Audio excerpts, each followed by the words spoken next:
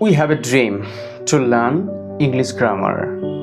We have a dream to expert in English grammar. We have a dream to speak in English spontaneously.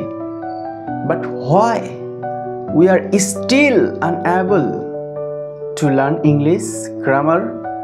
Why we are still unable to speak in English spontaneously? Why we are still unable to fulfill our dream? Why?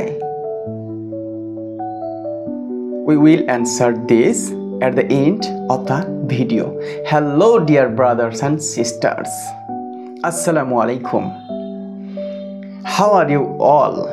Hope you all are fit and fine. I am also fine. In this video or in today's video, I will discuss, I am going to share with you the confused word in English grammar.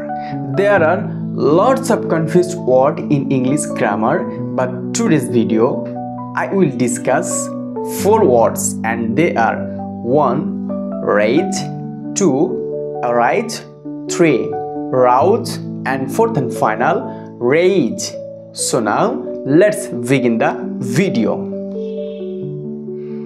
So আমাদের প্রথম অর্থটা হচ্ছে rise. এই rise কথাটার অর্থ হচ্ছে উঠা বা বাড়া। এই জায়গাতে আমাদের একটা কথা মাথায় রাখতে হবে, সেটা হচ্ছে এই উঠাটা বা এই বাড়াটা হবে নিজে নিজে। ঠিক আছে, যেমন সূর্য পূর্ব দিকে উঠে, এই যে সূর্যটা উঠতেছে সে কিন্তু নিজে নিজে উঠতেছে। দ্য সান রাইজেস, যেহেতু নিজে নিজে উঠতেছে so rise. The sun rises in the earth, সূর্য পূর্ব দিকে উঠতেছে। তেলের দাম প্রতিদিন বাড়তেছে, এই যে তেলের দাম প্রতিদিন বাড়তেছে, নিজে নিজে বাড়তেছে।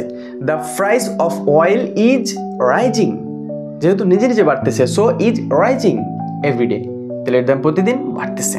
তারপরে পানির উচ্চতা বাড়তেছে, দয়া করে সবাই সাবধান হন। The water is rising quickly, increasing দিলেও হবে, বাট আমরা যেহেতু রাইজ নিয়ে আলোচনা করছি, the water is rising quickly, পানি দ্রুত বাড়তেছে, প্লিজ বি কেয়ারফুল, সবাই সাবধান হও।